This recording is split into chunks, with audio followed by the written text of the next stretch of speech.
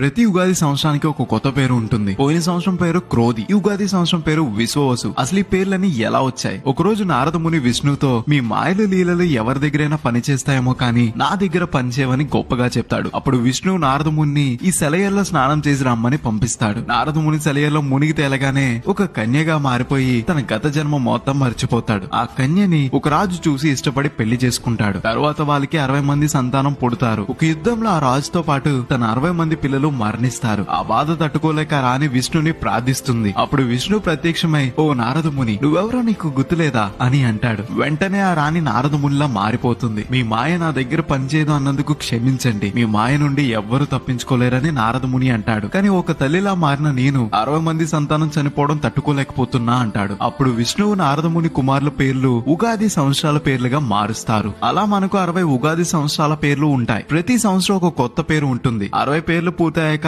మళ్ళీ ఇది నారద మహర్షి